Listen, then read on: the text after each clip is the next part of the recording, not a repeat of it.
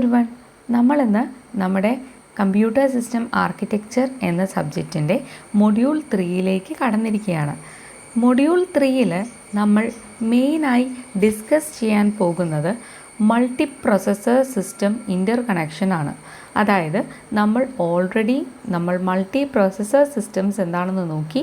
UMA, NUMA, COMA പോലത്തെ ആർക്കിടെക്ചേഴ്സാണ് multiprocessor systems. Multiple processors ഉള്ള ഒരു ആർക്കിടെക്ചർ ആണ് നമ്മുടെ ഈ മൾട്ടി പ്രോസസ്സർ സിസ്റ്റം എന്ന് പറയുന്നത്. അവിടെ എങ്ങനെയാണ് ഇൻ്റർ കണക്ഷൻസ് നടക്കുന്നത് എന്നാണ് നമ്മൾ ഇൻ ഡെപ്തിൽ പഠിക്കാൻ പോകുന്നത്. UMAയും NUMAയും എല്ലാം പഠിച്ചപ്പോൾ നമ്മൾ ജസ്റ്റ് മൾട്ടി സിസ്റ്റം ഇൻ്റർ കണക്ഷൻ എന്ന ബോക്സിൽ നമ്മൾ വെറുതെ hierarchical bus, cross bar switch, multi port memory, multi stage combining network എന്ന് പറഞ്ഞ് മാത്രമേ ഉണ്ടായിരുന്നുള്ളൂ. അതിൻ്റെ ഒരു ഡെപ്തിലുള്ള എക്സ്പ്ലനേഷനാണ്. ഇത് ഓരോന്നും എന്താണെന്ന് നമുക്ക് ഡീറ്റെയിൽ ചെയ്ത് പഠിക്കേണ്ടതുണ്ട് ഈ മൊഡ്യൂളിൽ. പിന്നീട് നമ്മൾ ക്യാഷ് കൊഹറൻസും സിങ്ക്രണൈസേഷൻ മെക്കാനിസംസും കൂടി ഈ മൊഡ്യൂളിൽ നോക്കും. അപ്പോൾ നമുക്ക് സ്റ്റാർട്ട് ചെയ്യാം. മൾട്ടി പ്രോസസ്സർ സിസ്റ്റം ഇൻ്റർ കണക്ഷൻ. എന്താണ് മൾട്ടി പ്രോസസ്സർ സിസ്റ്റം ഇൻ്റർ കണക്ഷൻ? സോ നമ്മുടെ മൾട്ടി പ്രോസസ്സർ സിസ്റ്റം എന്ന് പറയുമ്പോൾ അവിടെ പാരലൽ പ്രോസസ്സിംഗ് ആണുള്ളത് ഓഫ് മൾട്ടിപ്പിൾ പ്രോസസ്സേഴ്സ്. ഒരേ സിസ്റ്റത്തിൽ തന്നെ മൾട്ടിപ്പിൾ പ്രോസസ്സേഴ്സ് നമുക്ക് എഫിഷ്യൻ്റായിട്ട് ഇൻ്റർ കണക്ട് ചെയ്ത് ഫാസ്റ്റായി കമ്മ്യൂണിക്കേഷൻ നടത്താനായി പറ്റണം. And we have a shared memory ആണുള്ളത്. Input output resources, peripheral devices ഇതെല്ലാം ഷെയർഡാണ് എമംഗ് ദീസ് മൾട്ടിപ്പിൾ പ്രോസസ്സേഴ്സ്. ഈ മൾട്ടിപ്പിൾ പ്രോസസ്സേഴ്സിനിടയിൽ ഈ റിസോഴ്സുകളെല്ലാം ഷെയർഡാണ്. അപ്പോൾ ഈ റിസോഴ്സുകളെ പാരലായിട്ടുള്ള ഇവരുടെ ഡിമാൻഡിനെ എഫിഷ്യൻ്റായിട്ട് നമുക്ക് യൂട്ടിലൈസ് ചെയ്യാനായി പറ്റണം. അതിന് വേണ്ടിയിട്ടാണ് നമ്മൾ ഈ multi processor system interconnects use ചെയ്യുന്നത്. അതിന് ഉള്ള മെയിൻ ആയിട്ടുള്ള നമ്മൾ പഠിക്കാൻ പോകുന്ന ടെക്നോളജീസാണ് hierarchical buses, crossbar switches and multistage networks. ഈ വീഡിയോയിൽ നമുക്ക് ഒരു ഓവർവ്യൂ മാത്രമാണ് നോക്കുന്നത്. ഇതോരോന്നും ഡീറ്റെയിലായി അടുത്തടുത്ത വീഡിയോയിൽ നോക്കാം. ഇതാണ് ഒരു ജനറലൈസ്ഡ് മൾട്ടി പ്രോസസ്സർ സിസ്റ്റം. ഒരു മൾട്ടി പ്രോസസ്സർ സിസ്റ്റം എടുക്കുകയാണ് എങ്കിൽ അത് ഇങ്ങനെ ഇരിക്കും. ഇതിൽ നോക്കുകയാണെങ്കിൽ അറിയാം, ഇത് ഷെയർഡ് മെമ്മറിയാണ് ഈ കൊടുത്തിരിക്കുന്നത്. ഷെയർഡ് മെമ്മറി എന്ന് പറയുന്നത് ഒരു നെറ്റ്വർക്കിലേക്ക് കണക്റ്റഡ് ആണ്. ഇൻ്റർ പ്രോസസ്സർ മെമ്മറി നെറ്റ്വർക്ക് എന്ന് പറയും ഈ നെറ്റ്വർക്കിനെ. പിന്നെ നമ്മുടെ പ്രോസസ്സറുകളും അതിൻ്റെ ലോക്കൽ മെമ്മറിയാണ് ഈ LM എന്ന് പറയുന്നത്. CN എന്ന് പറയുന്നത് അതിൻ്റെ ക്യാഷാണ്. അപ്പോൾ ഓരോ പ്രോസസ്സറിനും അതിൻ്റേതായ ലോക്കൽ മെമ്മറി വരാം, അതിൻ്റേതായ ക്യാഷും വരാം. ഈ പ്രോസസ്സറുകളെ ഓരോന്നിനെയും ഈ ഇൻ്റർ പ്രോസസ്സർ മെമ്മറി നെറ്റ്വർക്കിലേക്കും കണക്റ്റഡ് ആണ്. പിന്നെ ഒരു ഇൻ്റർ പ്രോസസ്സർ ഇൻപുട്ട് ഔട്ട്പുട്ട് നെറ്റ്വർക്കിലേക്കും കണക്റ്റഡ് ആണ്. ഇൻപുട്ട് ഔട്ട്പുട്ട് നെറ്റ്വർക്കിൻ്റെ പ്രത്യേകത എന്ന് പറയുന്നത് നമ്മുടെ input output devices like network, terminal, printer, backup storage, disk unit ഇതിലേക്കൊക്കെ ഈ പ്രോസസ്സറുകളെ കണക്ട് ചെയ്യുന്നത് ഈ PION യൂണിറ്റാണ്. പ്രോസസ്സർ ഇൻപുട്ട് ഔട്ട്പുട്ട് യൂണിറ്റാണ്. പിന്നെ ഇവർക്ക് എല്ലാവർക്കും ഇൻ്റർ പ്രോസസ്സർ മെമ്മറി നെറ്റ്വർക്കിലേക്കും കണക്റ്റഡ് ആണ്. ഇവർക്ക് ഷെയർഡ് മെമ്മറീനെ ആക്സസ് ചെയ്യാനായിട്ട്. പിന്നെ ഉള്ള ഒരു നെറ്റ്വർക്കാണ് ഇൻ്റർ പ്രോസസ്സർ കമ്മ്യൂണിക്കേഷൻ നെറ്റ്വർക്ക്. ഈ രണ്ട് കമ്മ്യൂണിക്കേഷൻ അല്ലാതെ പ്രോസസ്സേഴ്സ് തമ്മിലുള്ള എല്ലാ കമ്മ്യൂണിക്കേഷൻസും നടത്തുന്നത് ഈ ഇൻ്റർ പ്രോസസ്സർ കമ്മ്യൂണിക്കേഷൻ നെറ്റ്വർക്കാണ്.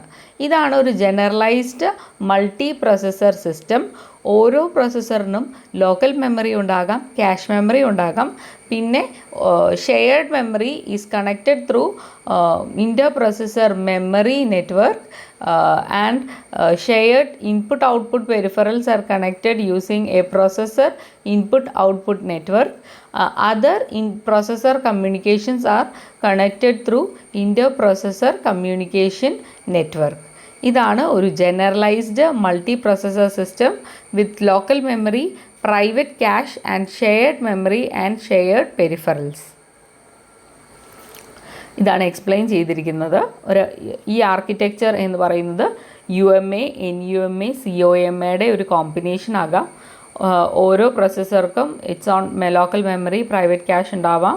There is an interprocessor memory network, PION for processor input output network, shared resources, multi processor.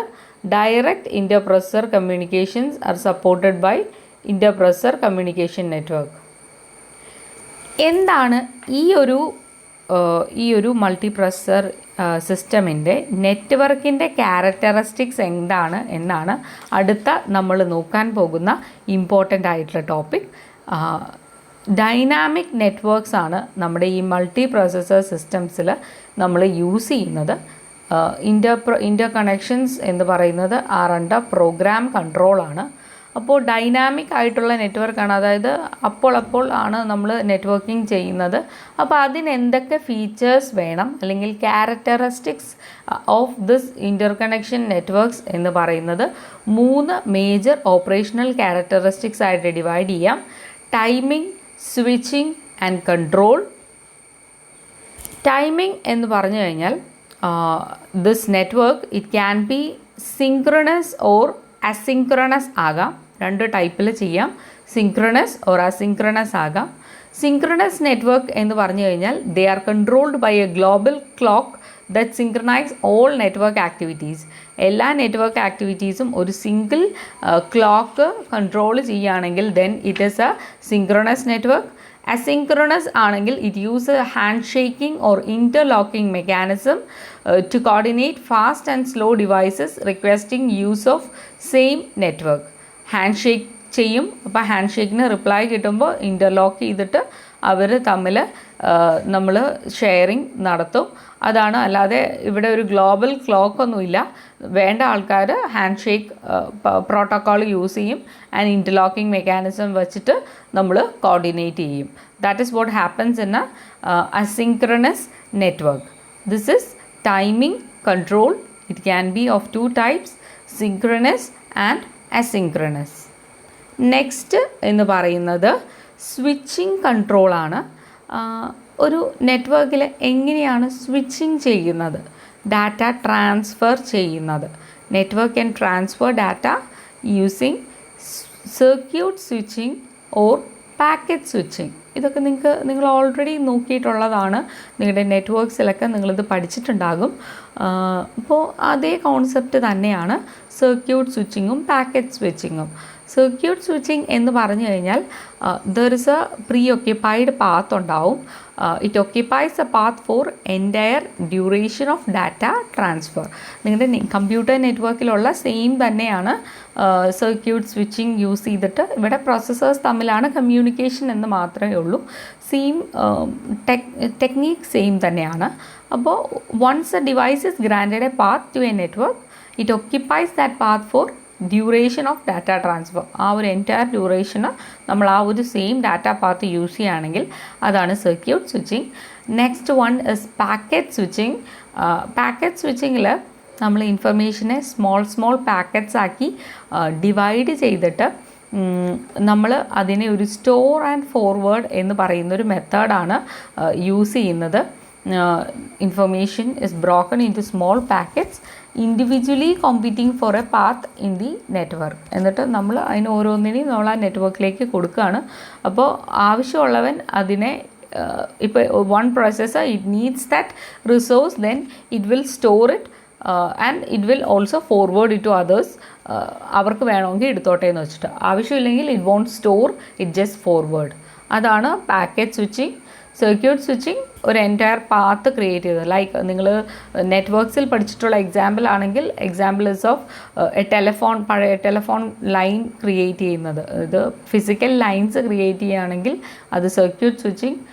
Packet സ്വിച്ചിങ്ങിൽ അങ്ങനെ ഒരു എൻറ്റയർ ലൈൻ ഓഫ് കമ്മ്യൂണിക്കേഷൻ ഉണ്ടാകില്ല. Next is network control strategy. It can be also classified as centralized or decentralized. സെൻട്രലൈസ്ഡും ഡീസെൻട്രലൈസ്ഡും ആയിട്ട് control സ്ട്രാറ്റജീനെ നമ്മൾ divide ചെയ്തിട്ടുണ്ട്. അപ്പോൾ നമ്മൾ ആദ്യം രണ്ടെണ്ണം നോക്കിയായിരുന്നു. നമ്മുടെ ട്രാൻസ്ഫർ ഓഫ് ഡാറ്റ എങ്ങനെയായിരിക്കണം, പിന്നെ ടൈമിംഗ് എങ്ങനെയായിരിക്കണം. Timing can be synchronous and asynchronous. Switching can be circuit switching or packet switching. ഇപ്പോൾ പഠിക്കാൻ പോകുന്നത് കൺട്രോളാണ്. Control is divided into centralised or decentralised. Centralised പറയുമ്പോൾ ഒരു ഗ്ലോബൽ കൺട്രോളർ കാണും. എല്ലാ റിക്വസ്റ്റും വരുന്നത്, എല്ലാ റിക്വസ്റ്റിനെയും ഈ ഗ്ലോബൽ കൺട്രോളിലേക്കാണ് റിസീവ് ചെയ്യുക. ആ ഗ്ലോബൽ കൺട്രോളർ ആയിരിക്കും ആക്സസ് എല്ലാം ഗ്രാൻറ്റ് ചെയ്യുന്നത്. ഡിസ്ട്രിബ്യൂട്ടഡ് ആണെങ്കിൽ they are handled locally by devices independently ആയിരിക്കും. That is distributed. So this is about the multiprocessor system interconnect, network characteristics. So next നമുക്ക് അടുത്ത വീഡിയോയിൽ ഹൈറാർക്കിക്കൽ ബസ് സിസ്റ്റം സ്റ്റാർട്ട് ചെയ്യാം.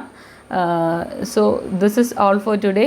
So ഈ വീഡിയോയിൽ നമ്മൾ മൊഡ്യൂൾ 3ൻ്റെ ഒരു ഇൻട്രൊഡക്ഷൻ സ്റ്റാർട്ട് ചെയ്തു. Multiprocessor system interconnects and its network characteristics. Thank you so much. Let's see in the next video.